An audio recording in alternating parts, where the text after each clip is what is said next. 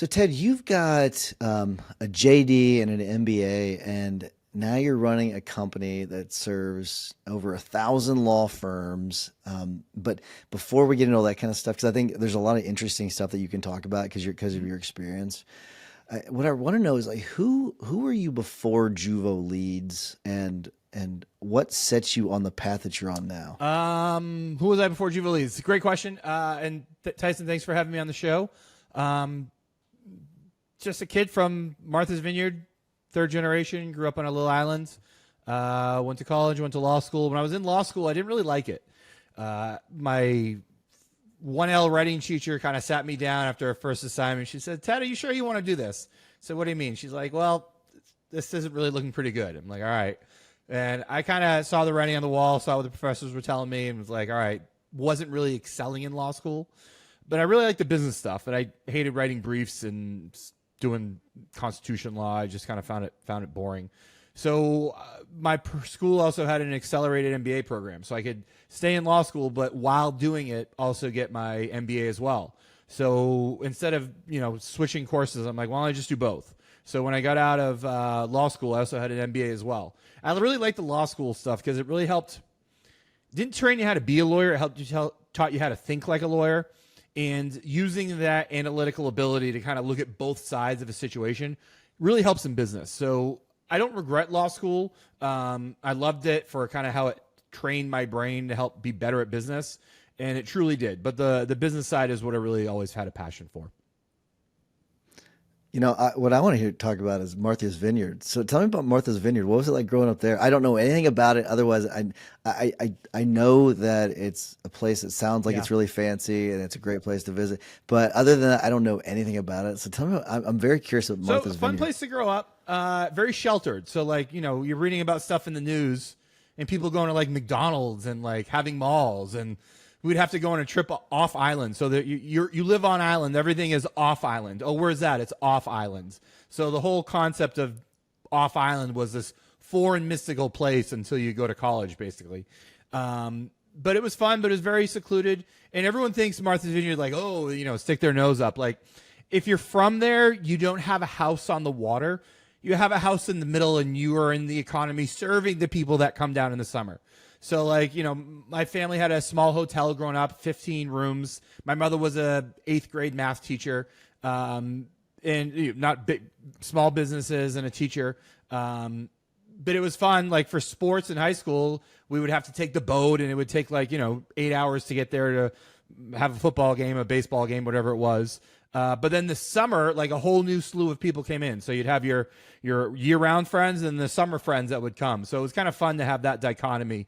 And there's always good jobs out there because the housing is so expensive. So, I was making 20, 25 bucks an hour at like 17 years old, thinking that was normal. So it was a good economy for young kids. Did that? So that's interesting about the summer kids and all that. Did that make you become better at befriending people and establishing relationships because of that? I think so, but there was kind of I want to say yes, but the reality is it kind of created a towny vibe. So when the kids would come down from off island and they'd stay in their summer homes, like my summer home was also my winter home, my fall home, and my spring home. So we didn't have summer homes. So there was somewhat of a little bit of a dichotomy between the people that would summer there and live there. And it kind of made me understand that there's a difference. And if you work really hard, you can have a summer home, I guess, and that people do have that lifestyle. So there was that, but you kind of just got good at talking to the girls a lot because there's a whole different group of girls that would come down, and it kind of got you out of your shell and learned that, hey, if you get good at making friends, you can get more dates. Yeah. And that's very important. Very much. This is last Martha's Vineyard question. Maybe I'm going to say maybe to give myself an opening for later, but what do the townies think of Jaws? Oh, they movie love Jaws? it. We all love that movie. So, the kid who got bit by the shark was one of my assistant football coaches. And they hired a bunch No way. of locals because they didn't think the movie was going to be what it was. So they gave all the locals, and they gave him all a piece of the action. So he got points on that, and he always said that it paid for his roof. So like he had like 2 lines in the movie, but he had like substantial revenue streams from that movie his whole life. So the island loved it. They actually just celebrated. It was this a few weeks ago. They just did I think it was the 50th. The 50th anniversary. 50th anniversary. Movie. So like they had a bunch of the actors come down. They did like big showings all around, and they even have like an Amity Island, the name of the vineyard in the movie, weekend where like they have all this setups and like tour buses come through and film it. So the island loves it, and it's a fun movie. Like my parents are actually extras in Jaws 2, so you can see them running on the beach. But they use a lot of local a lot of local people for the in the movie. That's cool. That's really awesome. All right. So let's, I want to shift gears. You had said, because we were talking beforehand, you'd mentioned something about LSAs and how beneficial they've been. So tell me about that. What's going on with LSAs that's working so well for Well, you? what we discovered probably about almost 2 years ago now is that message response time is a ranking factor in LSAs. So a lot of firms will, try to get as many LSAs as they can, but they can't just get up in the rankings. And then, we looked and said, all right, well, yeah, your messages are off. So what happens is Google, when you turn on messages and you answer them fast, Google really rewards that behavior. So what they do is they rank your ad higher. So not only do you get more LSA messages, and you get a heck of a lot more LSA phone calls, but Google even goes so far as to putting a little badge on your LSA ad that says typically replies in. It'll say a day, a few hours, a few minutes. And you always want that few minutes because the faster you reply, the higher they rank you and the more leads you get. So what we've discovered is that when we answer messages for our firms is that they rank higher, so they get a lot more traction in LSA. The other thing that LSA does that is a little bit sneaky is when a user submits an LSA message, Google takes that same message and they try to get it to 3 other firms. So now Google is charging 4 firms for 1 lead. Very sneaky. Wow. But so, I always tell firms, don't be mad at me for that one. Get mad at Google. But what we discovered is that how we do it is we manually log into the LSA accounts. And by doing it manually, because we have a team of real people doing that for our firms, by doing it manually, we're able to get the phone numbers of the LSA lead before all the other companies that are using autoresponders. So when firms use us, we get them on the phone with leads before anybody else. Since 4 firms get those leads, that's a huge advantage because now we're beating all the 3 of the leads to the 3 of the firms to those leads. So like in the past 2 years, we've had at least 100% growth in the past 3 years. We've attributed our growth pretty much a lot to LSA because like firms really want to rank high in LSA. Oh, that's incredible advice. I hear a lot of people say, people say LSAs are great, which I agree with them. I also hear people say, oh, LSAs have never worked for me. I wonder how much of it has to do with the fact that they're not being proactive about responding to those leads. If you don't respond quickly, Google won't rank you. So like it's a feast or famine world. You're either crushing it on LSA or you're yelling at your marketing company because they're not doing what you should really be doing, which is answering the phone calls fast and turning on messages and either answering every message in a few minutes, one, or hiring a company to do that. So if you're not doing it, you're going to be losing out to those that are. Yeah, I do think it's interesting that that's the way you were as someone that owns a chat company. I don't know if you call it that, but or you put it that way. But it is kind of interesting because you all manually do respond to those so quickly. That I think that's pretty cool. But I wonder how much that comes from how you kind of started things because you became frustrated with the chat services that were out there. So you basically just started firing them and you're like, I'm just going to start answering these chats myself. So do you think that it comes from that? Partially. So for the most part, because we always said like, you can use automation and AI to do things, but if you can do it better with person, these leads are worth so much and the speed to which a firm needs to get a top of it matters such a great deal. So if you can if you can help a firm get to a lead 3 minutes faster, 5 minutes faster, or show an empathetic conversation, and you can show through data that results in more cases. If it takes a little bit more effort by using real people, it's worth it. So these are all pain points I had when I was running an agency and, the go between the chat companies and the firms. And I just realized that nothing beats a person. So let's use people at it and just throw people at it to solve the problems.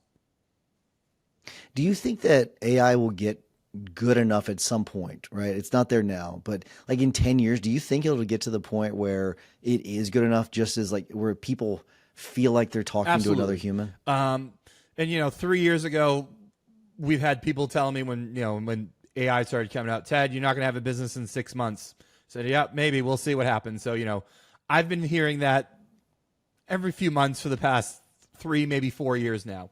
And it's getting closer. As it keep getting closer, we keep iterating. We don't use anything with AI on the front end consumer facing. We use a ton of AI and data analysis. So like if we want to figure out what script works better in this situation, we can run a million iterations through AI and help us look at our existing data to help figure it out. And they can do it across multiple clients. It can do data analysis that we can't conceivably do in a short period of time. But in terms of human powered chat take it over, it absolutely will. And then it's going to be a race to who has better data to feed it. So whoever has a ton of data to feed it to say, hey, we ran a million iterations using this, million iterations using this, it's just going to become a training algorithm. We have a ton of data because, we've answered a few million chats at this point. So we're hoping we'll be at the forefront. But right now, every time do experiments to see, hey, let's try AI, let's try that, we just see AI isn't as good as a human right now.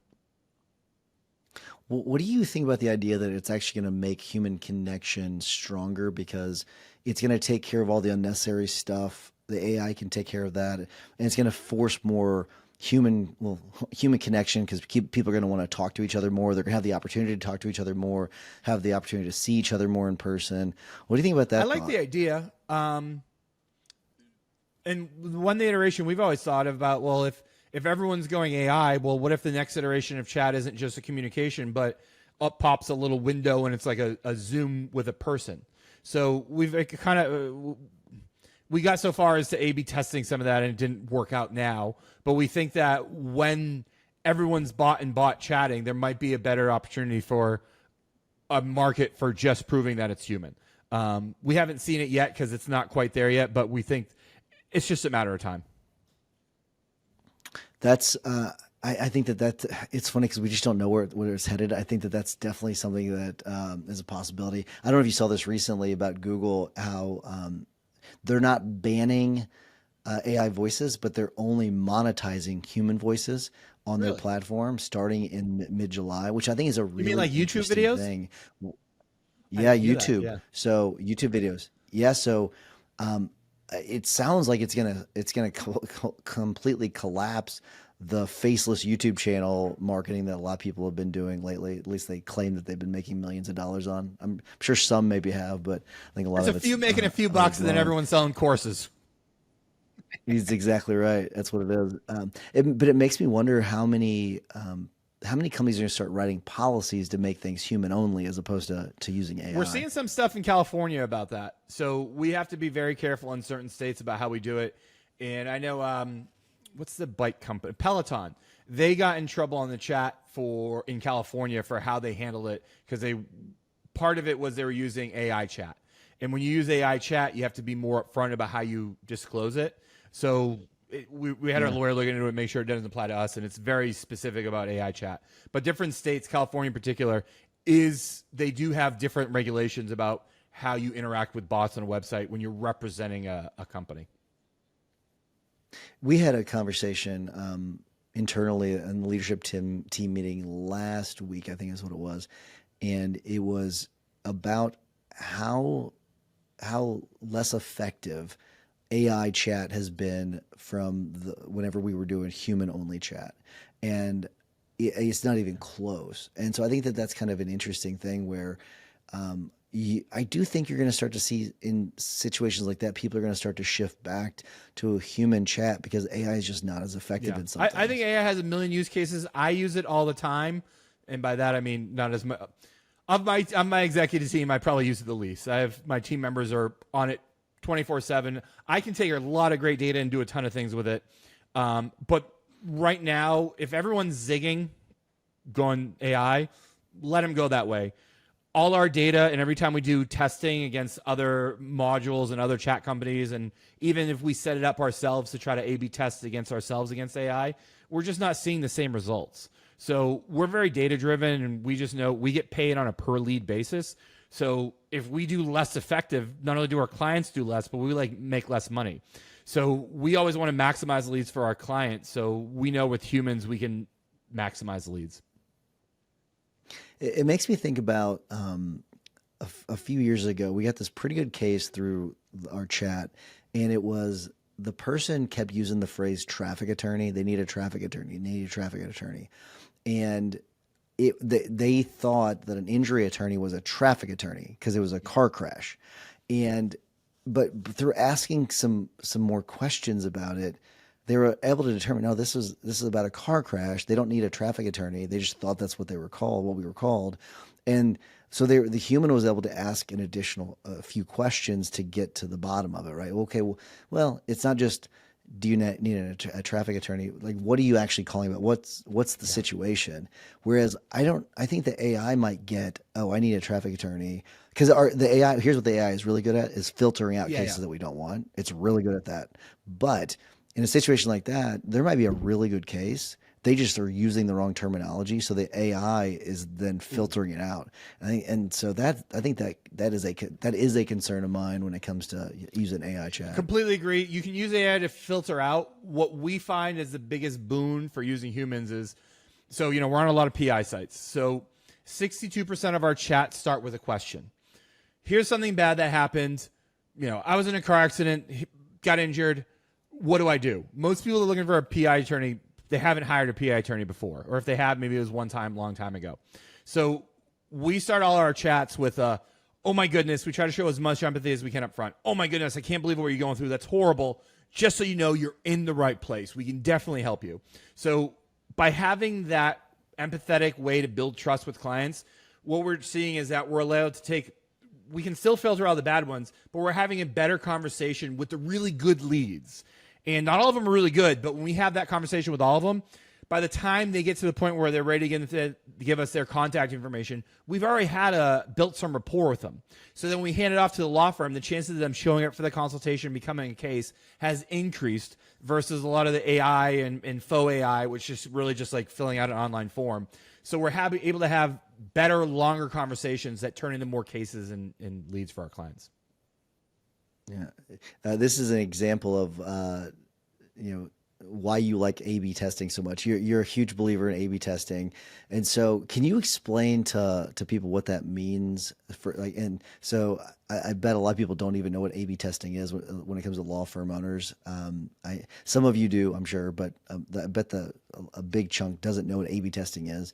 So can you explain what it is, and then what kinds of maybe some simple tests that law firm owners can run to improve the performance in their firm? A/B test is just when you take, I do it in my garden as much as I do it on our websites. We're probably running about 30 A/B tests right now at any given time.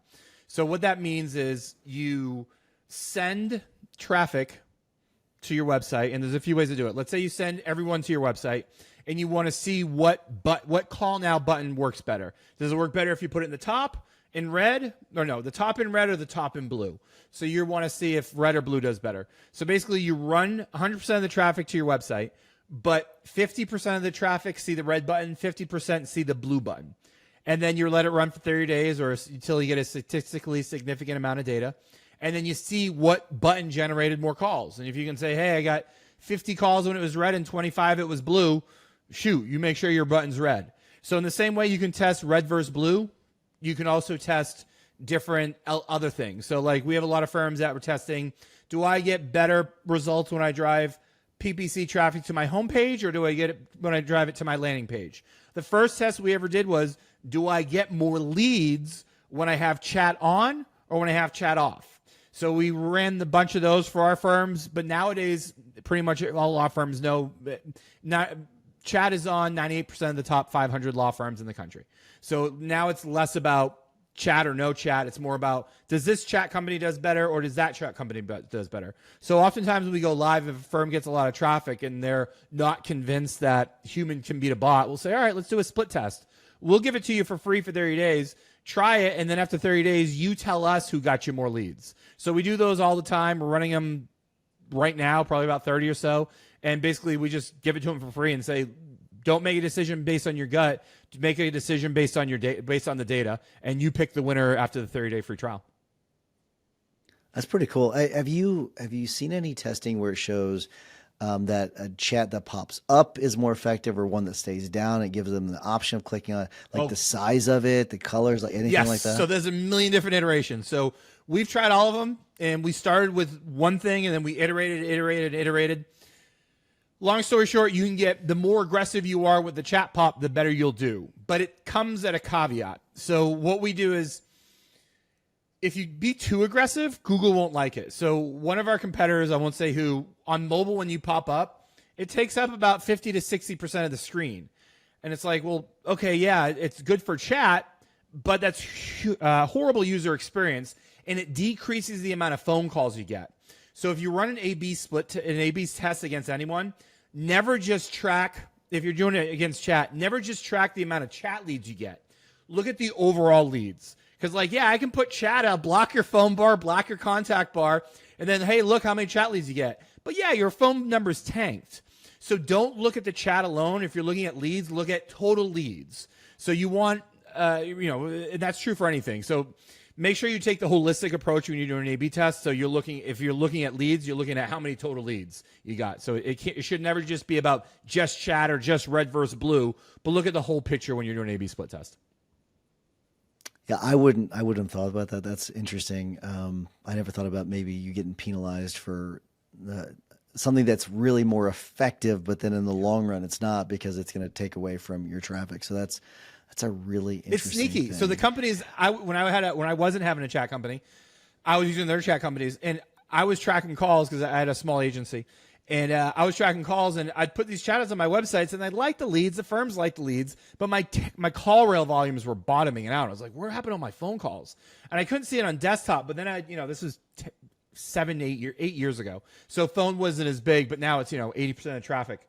But I'd go on the phone and be like, wait a minute. I'd have to click all these buttons before I could get to the call now button. I'm like, oh, okay. That's where my phone leads went. So I was getting chats, but they were stealing my phone calls. So if you're doing that, don't do that.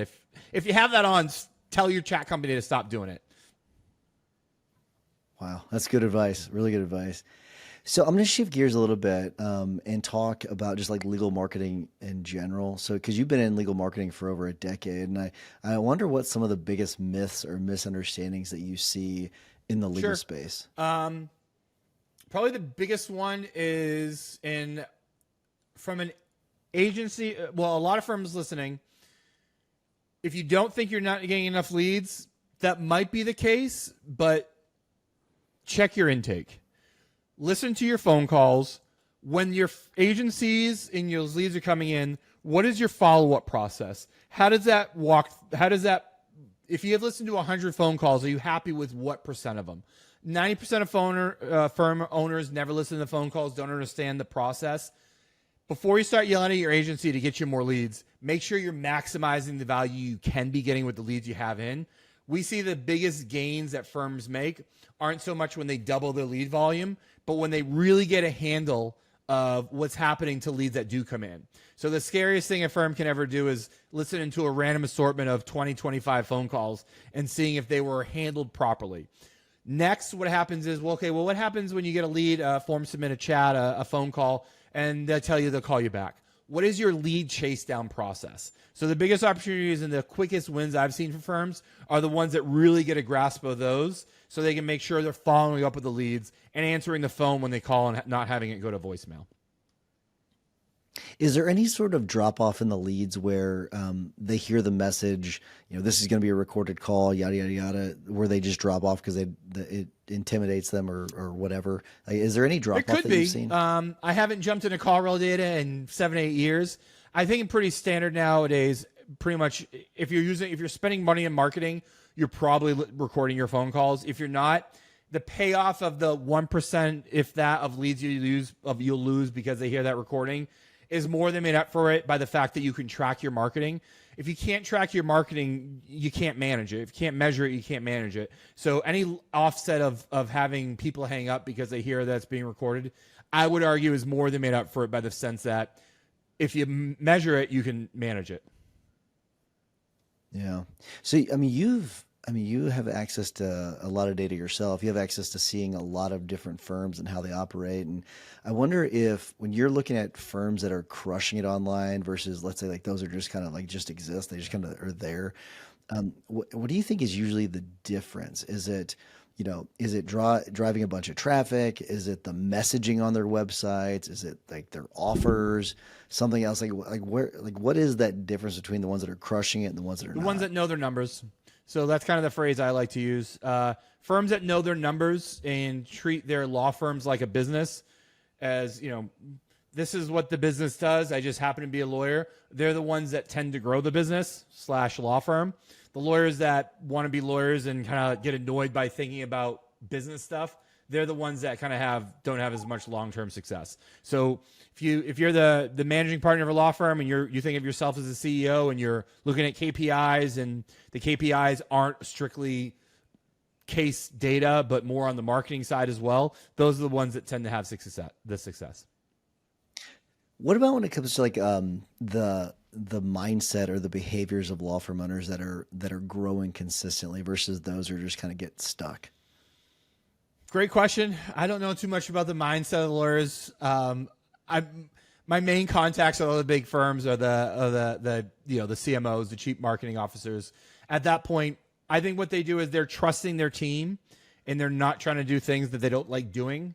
So when you get to the point where you can hire a CMO and let them steer the ship in terms of the marketing side and just hiring the right people around you to do it and not trying to hold on to everything. Like I still, Well, yeah. What was it's let's focus then on the marketing, like the CMO, the marketing people. So are there some that just kind of like get it and they're like, okay, we got to do this, then, and here's why. And do they have any? Are there any common ribbons or common themes with those that get it, and then the ones that are just the marketing doesn't work for them because they've got some sort of mental block? I think the mental block, I wouldn't say it's a mental block. I'd say when I'm starting talking to somebody and when I'm asking data questions, and when I ask data questions, because I'm only effective if I can prove to the firm I get them more leads. So when we sit down in a meeting, I'm like, all right, well, how many leads did you get last month? Oh, I don't know. The phone rang a lot. I'm like, all right, it's gonna be hard for me to prove a percent increase when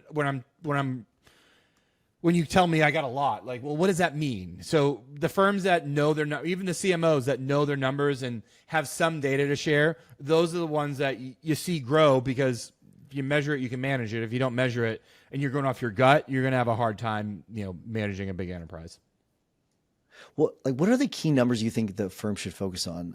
So when leads are coming in, and I mean, I'm not talking about all numbers they should focus. I'm talking specifically when it talks to like Sure. marketing, comes to marketing. Like, what are those key numbers? Let's pick three. What are like the top three things they should be looking Likes, at? retweets, and thumbs up in YouTube. Yeah, I was like that. No Those are the way, no vanity way. numbers. I was looking at your face. Those don't matter. The ones we like, leads, wanted lead to case signed rate, and then average case value. So if you know how many leads you get, so let's say you get 100 leads. Well, how many of those are wanted? So a lot of firms know how many leads they got, but then they get into, oh, well, that wasn't a lead. Well, it's either a wanted lead or it's not. All right, so then of the wanted leads you have, how many did you sign into cases? What percent of those? And then from there, you can back into a lot. So total leads, wanted leads, signed cases, average case value. So those are the ones that I'd focus on if I were running a firm, and the ones that the big firms focus on and tell us about. Okay, so if you had to kill one of those and you had to keep the other three, which one would you have to kill? I'd kill total leads. I think wanted leads is more important. Oh, interesting. Okay, I would not have guessed that. So very interesting. All right, so let's shift gears again. We're going to stay in when it comes to marketing and online marketing, but marketing, intake, client communications, things like that. If you were to project over the next 3 to 5 years, where do you see online marketing, intake, and client communications headed? Well, marketing first, it's going to be going, how are people figuring out how to leverage AI more? And when consumers use AI more, how are you going to get in the top of the ChatGPT rankings? How are you going to get top of the Gemini, the Grok, whatever, is a new cool one on the block. So I think that will come with a shift. We're already seeing a pretty downward trend in SEO traffic for a lot of long tail searches, informational queries that now just is showing up in Google what they answer and from AI. We haven't seen the leads drop off, but the informational long tail queries are changing. So with that change means less traffic. With that traffic change means you have to figure out more ways to get your ads in front of those eyeballs. So you used to just drive them to the page and then run retargeting ads to them and hopefully get them in the long tail. But that's changing quickly because of the AI stuff. So that's going to continue to shift more to OTT, of course, more to AI, figuring out how to get in the top of those algorithms, and those will be a continual change. What was the next one after marketing? Communications, client communications, marketing, and then intake. Client communication. We're seeing a lot of cool platforms on the market come around in terms of helping clients better communicate with their firms in terms of where they are in the current status of their case, case status. They're one of the ones we're seeing a lot of success. Our clients see a lot of success with. And just being able to communicate with that. But I think AI makes their platform a whole lot better. I like those guys. I've seen those guys have great success with our clients. So more and more platforms like that, or just case status, taking up a bigger of the market share. Yeah, Hona's been doing a really good job with that too. Hona's I was out at Disrupt a couple months ago, and they're some pretty good guys too. I like those guys. When it comes to what about so intake though, do you think intake's going to change at all? I know that AI is going to be become bigger and bigger, but do you think it's going to come down to still the same thing: follow up, making sure you're staying on top of those leads, making sure that you've got some way of reaching out to them? Is there anything that you think is going to change when it comes to intake? There's a whole bunch of intake AI platforms out there, and they can send text messages, they can send emails. I've heard of phone intake. I have not been impressed with any phone answering services that are using. You can filter out some stuff, but at the end of the day, for most phone, you still need a person. As that gets better, there'll be more automations around there. I don't think there will be a way to take out a human touch from intake. And I think still the firms that manage that the best and train their team properly and get people up to speed so they can track that lead to wanted lead to case signed rate, those will be the firms that win. I think there'll be a lot of ways. Instead of maybe you won't need a team of 10 anymore. You can get by with a team of 7 and using a lot more automation there. But I still think there'll always be a need for a person. Awesome. So before I get to my last couple of questions, you are a sponsor of MaxLawCon, and I really appreciate it. You're going to be joining us in October. We're super excited about it. We're super excited to bring it back, but also super excited to have you. So if people want to reach out to you and ask you questions about marketing or about leads or chat or whatever, or if they're interested in Juvo Leads, what's the best way that they can get a hold of you? Shoot me an email, ted@JuvoLeads, or just go to juvoleads.com and start a chat on our website. Well, that's simple enough. Very good. I think that's kind of cool. Is like you can test out the product with the product, and see kind of how the company does it. I think that's pretty cool because it's cool because you can show off your own skills too. Like it's almost like something where you can sort of brag as to how good you are. I'll be honest, it's a double-edged sword. So people come on and they'll ask like these very detailed questions, and we don't train the chat agents to be sales agents. So they'll ask super detailed questions, and the main response is, "That's a great question for Ted. I'd love to set up some time for you to chat with him." And they're like, "Well, no, I need to know what's your average blah blah blah SEO numbers." And we're like, "All right, well, that's a question for Ted. Let's chat with him." So it's a double-edged sword. But yeah, test us out. See the videos on our website. See how your video would look on your website, and start a conversation. We'd love to show you how a 30-day free trial works. That's really, really cool. Here's what I want to know. I want to know what excites you most right now about the work that you're doing. We have a lot of firms that we can add a lot of value to. So when we first got into this and I was on the marketing side doing PI, SEO, I didn't really understand what the clients are going through. The more PI firms and the more firms I'm working with, I'm realizing how bad these insurance companies a lot of the times are really screwing people over. So like to a lot of these people, like lawyers are really being heroes. Like they're saving people's skin. They're getting them money to get back to work or giving them money when the insurance companies are absolutely screwing people over. So the fact that we can contribute to lawyers being heroes to more people kind of makes me excited. Like I read a lot of chat scripts and like there's just some horrible situations. And the lawyers we're helping are the ones that are helping these people get better outcomes for their lives, for their family. So just to be able to contribute to that kind of makes me excited. Like we can help people make their lives better by helping the law firms serve them better and more of them. So it really makes me excited every day when I know that at the end of the day, we're helping more people get justice for their results. Gotcha. Are there any new features, new tools, anything you're experimenting with that you can talk about? Nothing I can very talk curious. about. I can give some hints. We're toying with some different ways to communicate with leads that have not been followed up with. So we're toying with those. We have a few different A/B tests rolling out and a few different product features that we'll be launching into alpha in the next month or so. But stay tuned. But the next feature for us is now that we get firms leads, how do we help firms chase down leads that they haven't been able to get a hold of? So we have those features that are being rolled out in the coming months here.